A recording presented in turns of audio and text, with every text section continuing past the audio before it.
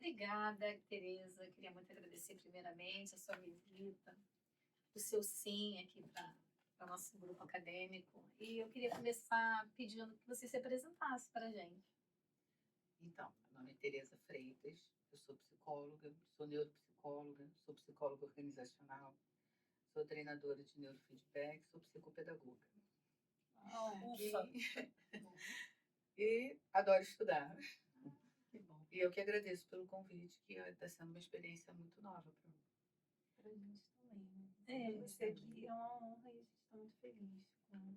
Então, Tereza, assim, hoje o nosso trabalho acadêmico é sobre a NR1. É um assunto novo, é um assunto onde existem muitas dúvidas. Então, onde você aqui se encaixa perfeitamente para nos ajudar, ajudar nossos telespectadores também. Eu queria que você contasse para a gente o que é a NR1. Então, eu acho interessante entender primeiro que a NR1 ela não é nova. Na verdade, ela está dentro da CLT é uma lei de 77, na verdade. Que tem a NR1 é uma norma reguladora. E tem várias normas reguladoras que em pró do profissional. O que acontece é que de 2020 a 2021 teve um boom muito grande em ansiedade, que foi exatamente no período da pandemia. Então, posterior a isso, as pessoas ficaram de home office, e quando retornou o home office, observou-se que teve um número muito grande de pessoas que acabaram tirando licença, foram para o INSS. Então, assim, a NR1, na verdade, que está focando em saúde mental, ela vem de uma lei que já abrange muito mais do que isso. Porque eu vi o trabalho de vocês, né, o que vocês me mandaram, inclusive, que é a respeito de um estabelecimento, que naturalmente já é um trabalho muito pesado nesse tipo de estabelecimento, né, que restaurante, fast food.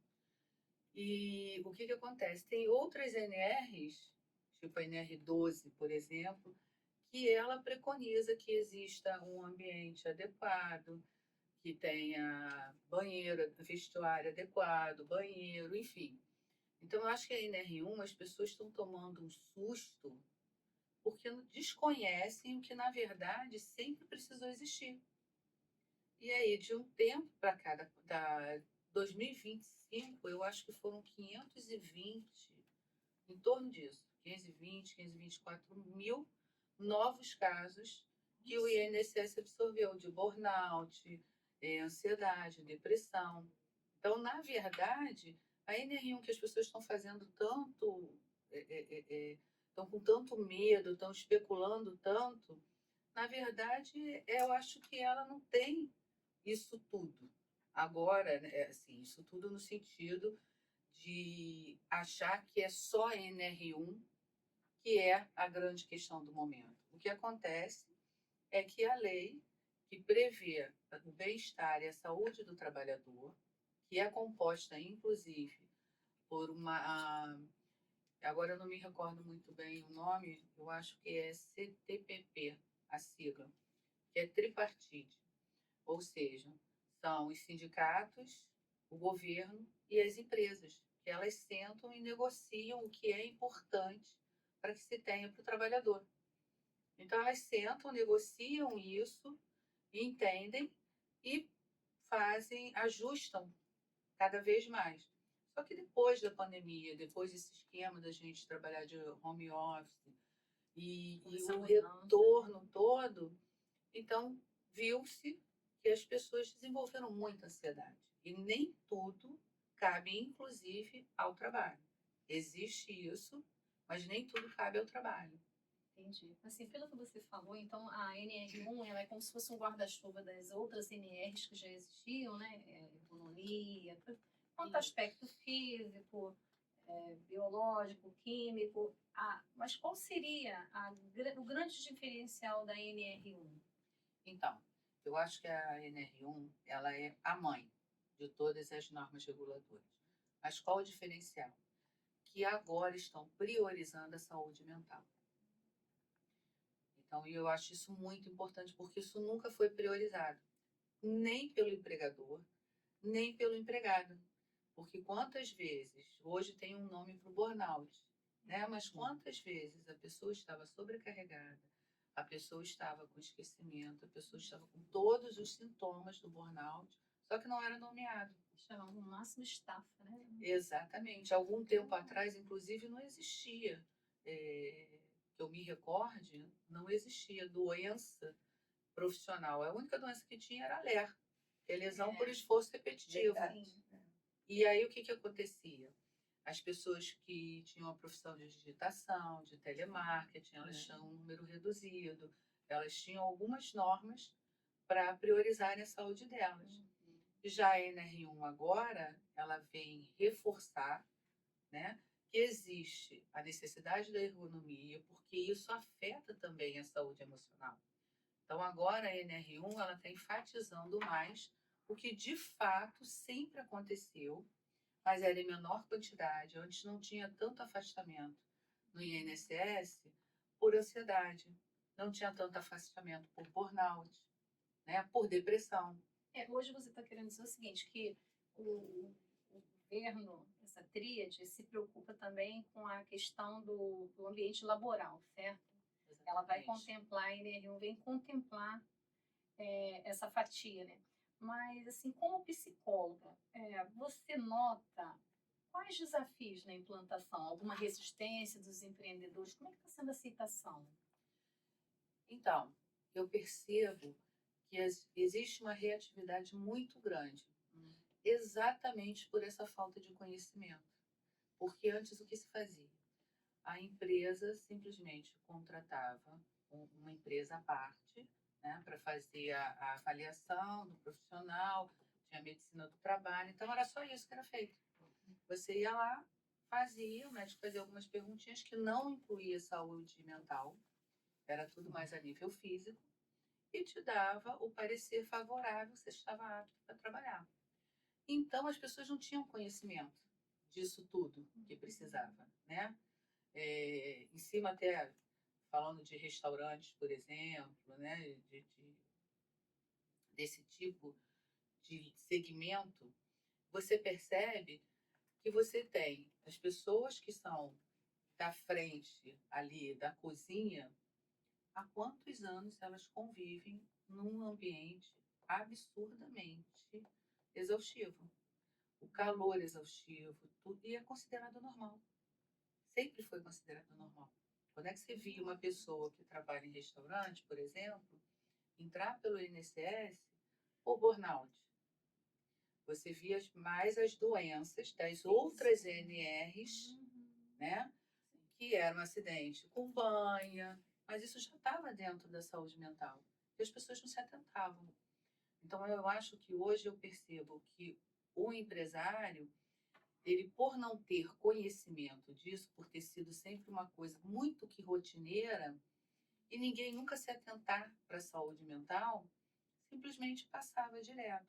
E você tinha pontos, um aqui, outro ali. Você até citou agora o ramo alimentício, né? Mas nós fizemos uma pesquisa em outros núcleos, né? Outros segmentos, por exemplo, pessoal de informática, todas as áreas, né? Tem seus prejuízos. Desde a pandemia surgiu um novo método de trabalho, né? Em função da circunstância toda, que é o home office. O home office também aumentou o número, porque assim, o que nós especulamos, estudamos, investigamos, é que o funcionário que trabalha de home office, ele perde o contato social, ele vive o isolamento físico, né? Eu não sei se também se interfere. O que você acha disso? Eu acredito que sim. Eu já tive paciente, por exemplo, que estava em home office. E eu percebia que ele estava tendo um prejuízo, inclusive a nível de ansiedade, estava começando a desenvolver toque. E uma das minhas orientações para ele, que trabalha com terapia cognitiva comportamental, foi exatamente que ele se levantasse e fizesse o ritual que ele fazia sempre que ele ia trabalhar. Só que eu pedia para ele, porque para ele no início ele falou, não faz sentido para mim, que eu levanto, eu saio do meu quarto, entro num outro quarto que eu fiz de escritório e eu trabalho. Falei, então, agora a gente vai fazer diferente. Você vai levantar, como se você fosse trabalhar na mesma hora, inclusive, que você iria trabalhar. Você vai tomar seu banho, você vai tomar seu café, você vai fazer a mesma coisa que você fazia antes. E depois, você, ao invés de se arrumar para ir trabalhar, você pode pôr um moletom, se for mais adequado para você, e você dá a volta no quarteirão, e então entra na sua casa de novo, só que aí para o escritório para trabalhar. Que interessante. Na época, eu também tive relatos de pessoas que tiveram que botar até roupa, tudo, se arrumar completamente para poder encarar que estava dentro da empresa, no horário de trabalho, justamente para a questão para o cérebro entender. É isso que faz, o cérebro acaba entendendo. É, porque na verdade o cérebro não sabe o que é real, o que é mentira, Sim, né? então aí a gente consegue moldar. Eu acho que o cérebro, eu costumo brincar que, é uma verdade, porque assim, o computador foi inspirado no cérebro, né? É até hoje. Então, assim, é o que a gente programa. Se você programar de uma forma deliberadamente desconectada com a tua rotina, o que vai acontecer? Você também vai se desconectar. Então, você já não está no convívio social, que foi o que você falou. Mas se além disso você não sai nem de casa, você não vê o vizinho para dar um bom dia, que você dá normalmente para alguém em algum lugar, você se perde completamente. Aquele cafezinho à tarde no trabalho. Exatamente. Tem Um ponto de interseção ali, de parar, porque o ideal é que você pare, né? De tempos em tempos, você pare 10, 15 minutos. Você vê que na própria faculdade, os tempos são de quê? 50 minutos? 50 minutos. Exatamente, para que você tenha um tempo para o teu cérebro, né? Voltar. Respirar, né? Exatamente. Então, e com home office, as pessoas estavam trabalhando muito mais e desordenadamente. Elas não tinham uma falsa liberdade, ou uma liberdade que te prende. Porque ao mesmo tempo que você está livre com relação ao seu horário, você automaticamente se sente na obrigação de trabalhar muito mais, porque você tem que produzir. É verdade. Então, isso vai gerar... Eterna cobrança, né? Exatamente. Sua e do externo, né? Do seu chefe, das demandas que você tem. No caso, é uma pressão, né? Que dá. No caso do estresse mesmo, né? O estresse que tem. A terapia pode ajudar muito nesse caso, né? Então, eu acredito que só a terapia ajuda. Por quê? Porque você tem um estresse que ele é produtivo. Isso que eu queria saber. Ele é muito bom, né? Assim como a ansiedade, até certo ponto ela é muito boa. Então, o que o estresse faz contigo? Ele te move até certo ponto. Isso. Quando esse estresse faz com que você fique hipervigilante, ou seja, você fique estressado o dia inteiro, dorme pensando naquilo, acorda pensando naquilo, o que acontece? Você não consegue, mas o teu cérebro, ele não desfoca mais. Você não descansa. Sobrecarga. Né? A gente, quando dorme, o cérebro não para de funcionar. Na verdade, ele continua funcionando, só que com outras funções, né? A homeostase do teu organismo, para fazer com que você consiga levar a memória de curto prazo para longo prazo. Então, se teu cérebro ele não se desliga, aí é que é patológico. E a terapia, ela faz esse contraponto. Ela te sinaliza ali, através, né, que vocês são estudantes, vocês sabem, através de questionamentos, e a gente, na verdade, a gente não te dá a resposta, mas você vai percebendo o que é melhor para você. Exatamente. E o ponto em que você está ultrapassando. Entendi. Assim, uma coisa que me chamou muita atenção enquanto estudantes, né, pesquisando sobre o assunto, é o pânico, como você comentou aí no início, dos empreendedores. Como você acha que o funcionário e a empresa vão se adequar de forma que não haja um prejuízo? Por quê? O que eu estou falando? Muita gente está com medo deles mascararem, entendeu? Algum problema psicológico e daí conseguirem um afastamento, né? Esse absenteísmo é prejuízo para o empregador. Um problema físico, a pessoa quebrou a perna, é um problema visível. E como é que o empregador deveria entender isso? Ou o funcionário? Eu acho que só a psicologia. Só a psicologia dentro da empresa consegue ter essa percepção. Porque para o olhar clínico é muito nítido. A NR1 ela trouxe, eu vejo propagandas aí de cursos e de uma série de testes, né? Que você pode fazer avaliação. Mas quando você tem um olhar clínico, você consegue perceber essas nuances. Então, tem, de fato, você percebe que tem empregador que passa um pouco do ponto.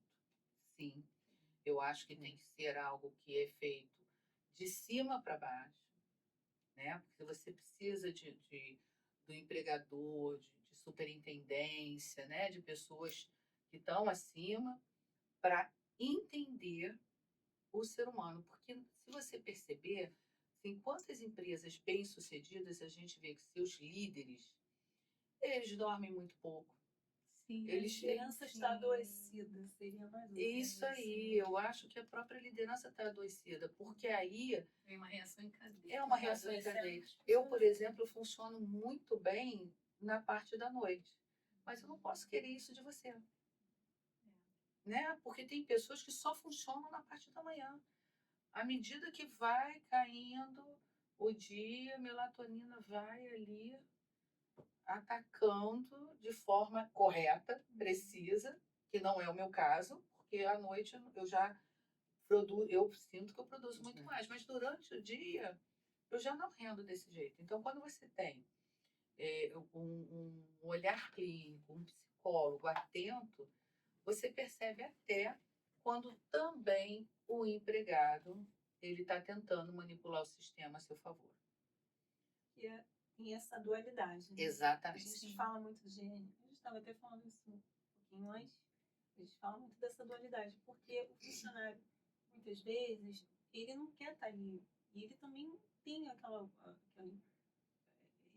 vontade de crescer ou de fazer carreira, ou enfim, não é interessante para ele estar ali e de repente ele vai burlando alguns mecanismos ali dentro que ele possa se favorecer de alguma maneira. Né? Conversando com um empresário essa semana, ele trouxe a seguinte frase: quem vai mandar na empresa agora são os meus funcionários, com a implementação da NR1. O que você consegue ver nessa frase desse empreendedor? Eu acho que é desinformação. Na verdade, eu creio que é desinformação. Porque o que acontece? Quando você falou de absenteísmo, mas você tem presenteísmo, que é muito pior. Porque quando a pessoa falta, ela falta. Você tem um motivo. Se ela levou um atestado, você tem um motivo. E aí, o pessoal, eu estou falando de uma empresa que tem psicólogos, né? Para estar... Esse suporte, isso, para né? ter esse olhar. Que é um olhar científico. Sim. E imparcial, principalmente. Então, você tem o presenteísmo, é exatamente aquele funcionário que ele chega na hora certa, ele sai na hora dele, ele faz tudo que você manda, só que ele não produz.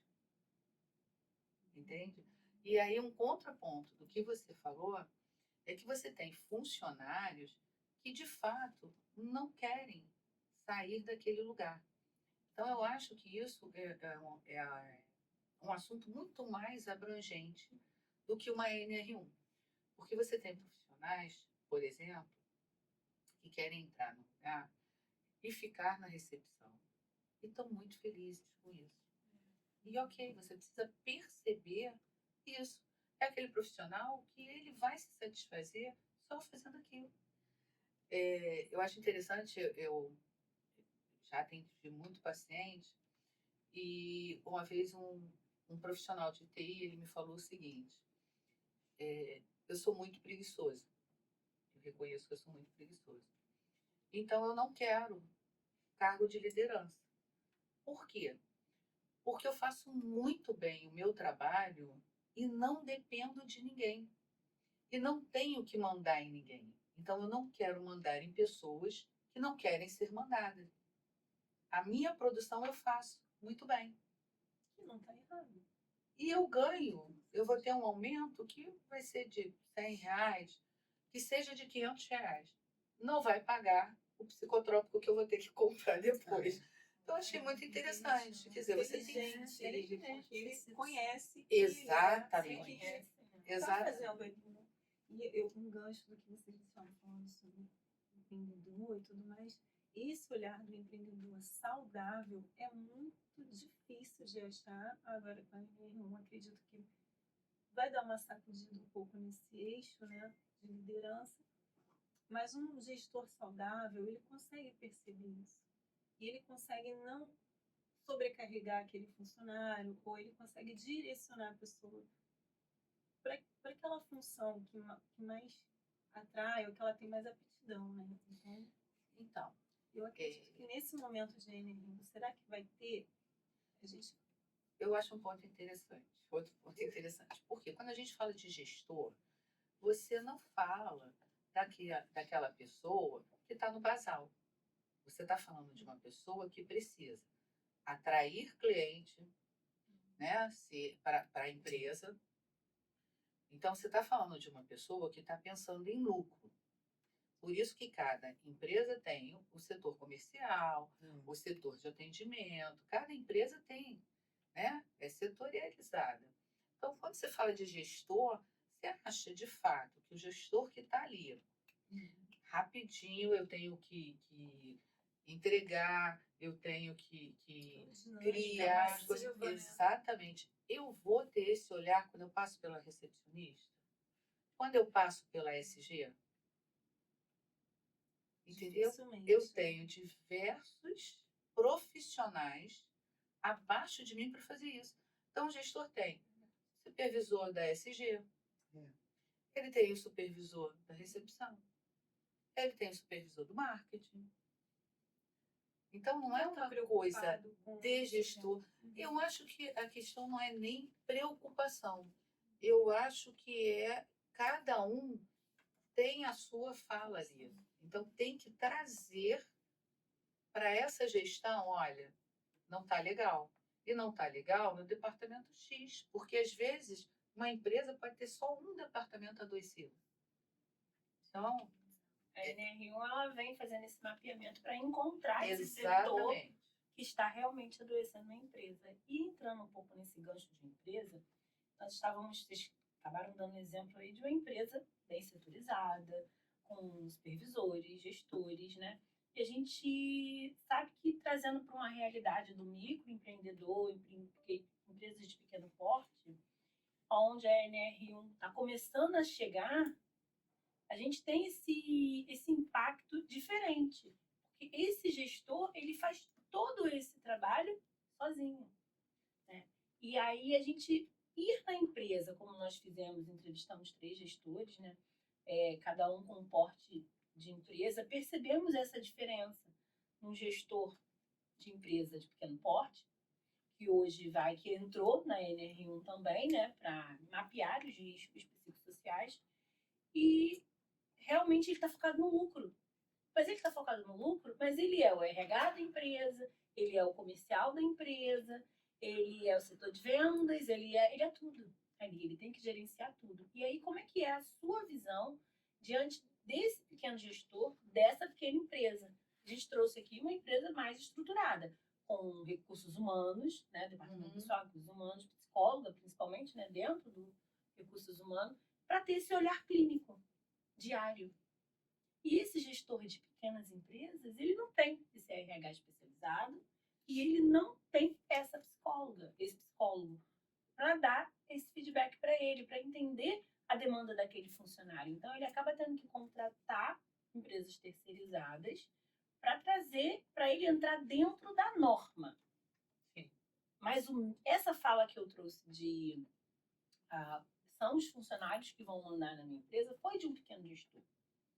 E aí eu entendi a dor desse pequeno gestor, sem críticas, né? Mas eu entendi o lado dele e também entendo o lado dos funcionários. E aí, como é que você consegue dimensionar essa questão para as pequenas empresas, pequenas de ME e EPP, né?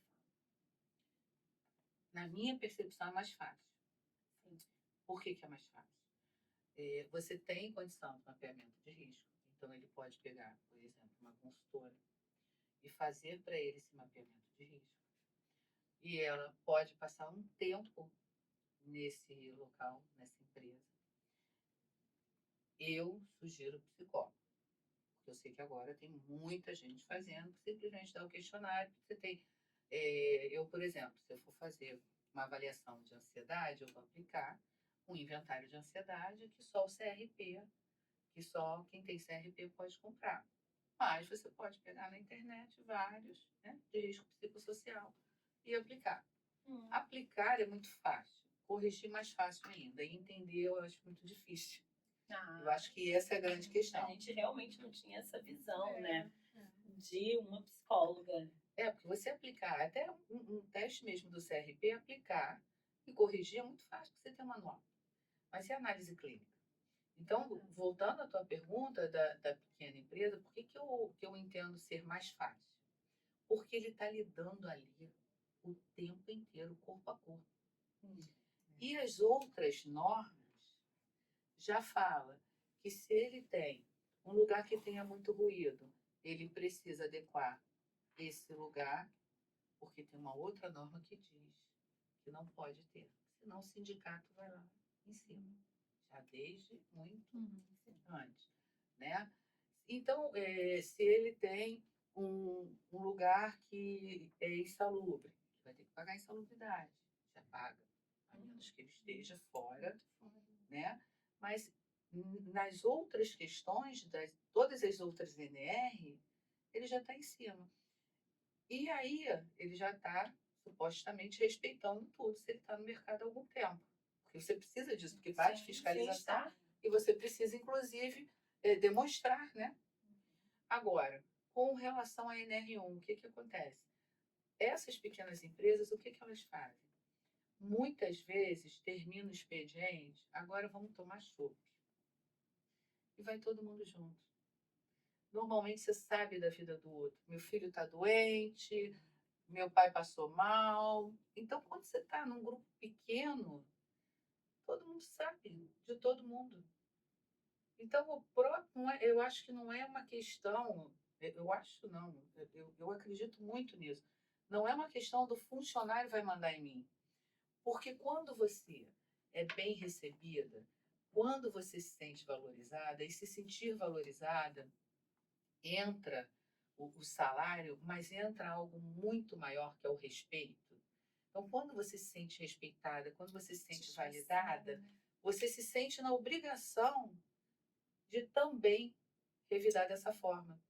Então, é o conquistar o profissional. Por isso que eu acho muito mais fácil para uma empresa de pequeno porte, que está todo mundo ali, seria que tem qualquer ruidinho, a tal da fofoca, né? Todo mundo fica sabendo. E é aquela coisa de todo mundo fala do patrão. Mas daqui a pouco está todo mundo tomando chopp no quintal do patrão. Que faz parte. Ele vai reclamar que está sobrecarregado, que está cansado, vai ficar cansado. Dependendo do trabalho, é cansativo mesmo, porque faz parte daquilo. Mas ele aceitou essa profissão.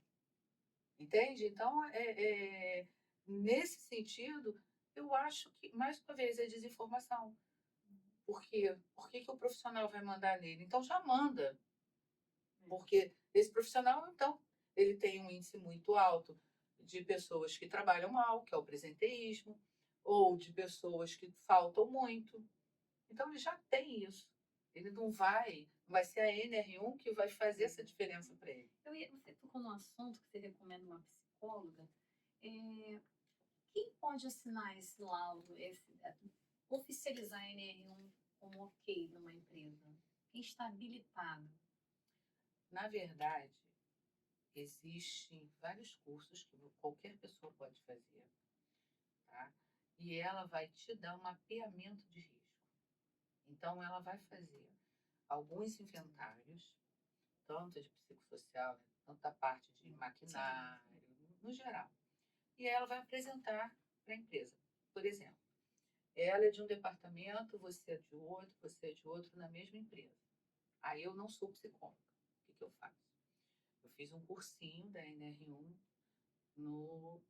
na internet. Uhum. Eu pego aquele material, aí faço as perguntas para você, respondo as perguntas, aí te dou estatística, né? Olha, você tem no setor dela, você tem 10% de risco médio para NR1. No setor dela, você tem risco baixo. No dela, você tem risco altíssimo. E aí, inclusive, dentro desse material que está sendo fartamente anunciado na internet, você tem até sugestão do que fazer. Por exemplo, tá com risco médio. Você faz palestra motivacional, você dá um bombonzinho. Já dá um Mas, direcionamento assim, pro gestor, né? mas você diz assim, qualquer pessoa pode assinar? Digamos, eu sou gestora, eu sou empreendedora, eu tenho uma empresa. Quem eu devo contratar? Quem de fato vai me deixar ok com a justiça, com a justiça do trabalho? Quem pode assinar? Quem pode me dar esse, entendeu? Oficializar isso que eu estou ok na minha empresa. Então, Eu sei que tem muita gente em casa que vai nos acompanhar. Eu entendo que o ideal é o psicólogo. Para mim, o ideal, o certo, é o psicólogo. Porque ele não vai estar só fazendo superficialmente algo administrativo. Eu não vou estar te entregando simplesmente, olha, você foi na minha consultoria, eu fiz para você, eu apliquei tantos inventários ou tantos questionários, e dentro do questionário sigiloso, a parte da SG me dá que 2 profissionais só estão se sentindo sem autonomia ou se sentindo sobrecarregada, porque é uma série de perguntas. Então, você tem como dar uma mapeada nisso. Mas, a meu ver, Tereza, eu acho superficial. Eu pensei que fosse assim, alguém, como você disse que ela é a mãe das NRs, eu achei que tinha assim, não sei, engenheiro do trabalho, não sei, ver a parte Ele responde física, as outras. Então, e o psicólogo a nova por exemplo, parte, você tem... né? Vamos lá. Na ergonomia, o psicólogo não tem condição de dizer se a cadeira está certa ou está errada, né? Só que aí é o quê? Um fisioterapeuta ou alguém... Mas você já tem essas regras. Por isso que eu falei que a NR1 é a mãe das outras normativas. Porque existe uma lei. É essa lei que eu falei, que eu acho que é de 77, 78. Ela é uma lei trabalhista que tem várias NRs.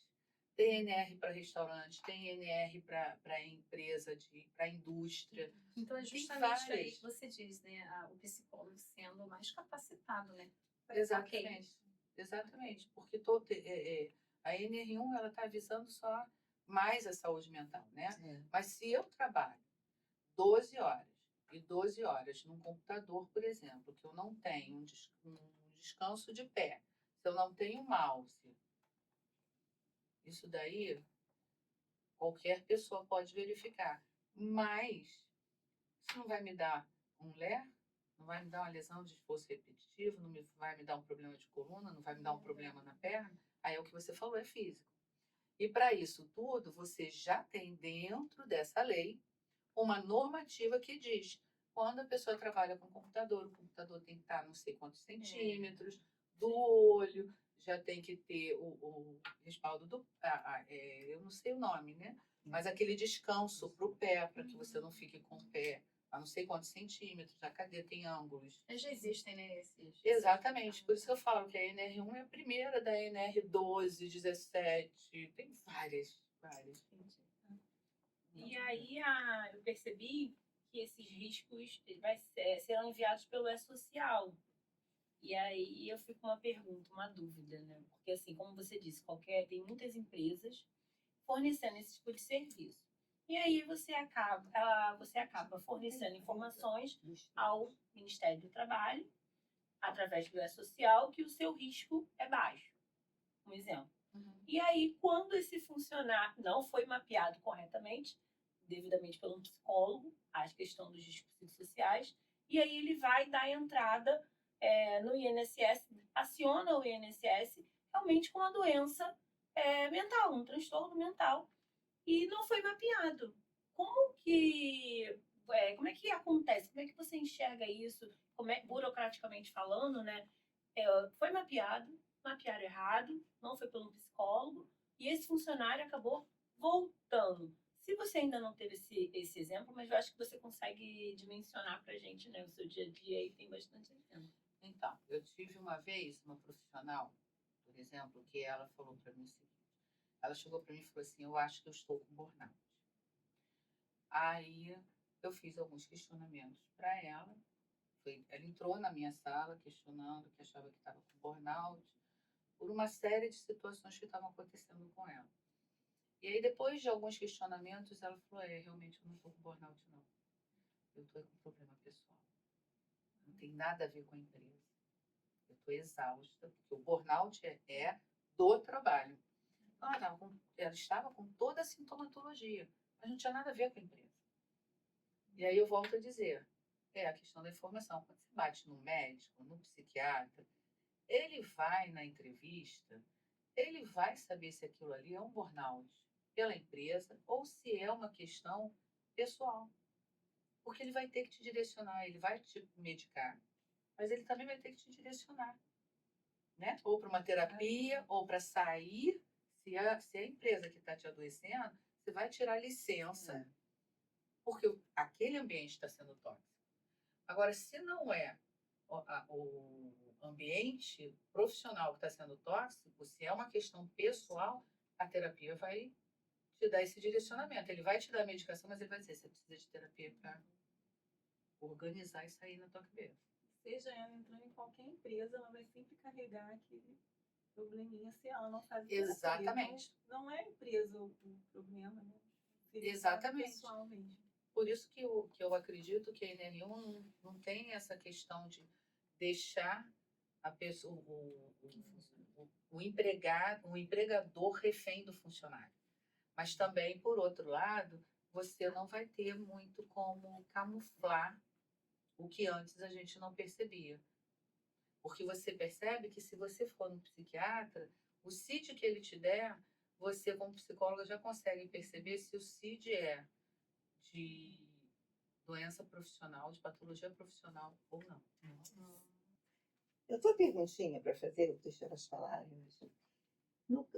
Você já atendeu alguma mulher sobre assédio? Qual aconselhamento você deu para falar com ele? Digamos que o gestor assediasse. Já atendeu alguém, alguma mulher? Então, na verdade, eu fiz... Essa pergunta é muito complexa, porque assim, ela sai do âmbito do trabalho em si. Eu prestei voluntariado em uma ONG sobre violência doméstica, e aí entra tudo, né? Sofria violência e vinha para mim. E aí você tem, normalmente, um grupo de apoio muito grande por trás, advogados, assistente social, porque aí é diferente. Aí já é caso de polícia mesmo, de denúncia, e normalmente a gente precisa fazer um relatório documentando o que a gente percebeu durante o atendimento. Mas aí não tem a ver com empresa em si, porque o assédio acontece de várias formas. Então, queria agradecer você. Sabemos que, nossa, você foi perfeita. Vocês têm mais alguma coisa? Deixa eu Tem mais perguntar. perguntas? Eu tô aqui me Eu segurando. tenho Eu sei que o tempo tá acabando, mas essa aqui eu quero te perguntar. Tereza, eu sei que você ama livros, né? A gente conversou um pouquinho, sei que você ama livros. E a pergunta é assim, se a mente humana fosse um livro, qual seria o título e por quê? Vale inventar um título na hora, tá bom? Se a mente humana fosse um livro. Então, eu lembro de uma frase que eu escutei, embora eu seja TCC, que eu vi, eu acho que nem existe mais essa fita, Freud Além da Alma, que ele dizia que ele abriu a porta do inferno quando ele descobriu que a gente era movido pelo inconsciente. Isso logo no iniciozinho lá dele, acho que não existe mais. Então, a partir daí eu entendi que a gente, na verdade, tudo parte do autoconhecimento. Né? A maioria dos livros que eu leio são de neuropsicologia, são livros mais científicos. Mas o que eu acho interessante para as pessoas no geral são livros de histórias já vividas. Eu, inclusive, trouxe aqui, só tenho 2 para dar para vocês, de uma pessoa. Eu realmente gosto de livros. É. São- Olha aqui, espera que o sol já vai voltar. Deve ser lindo.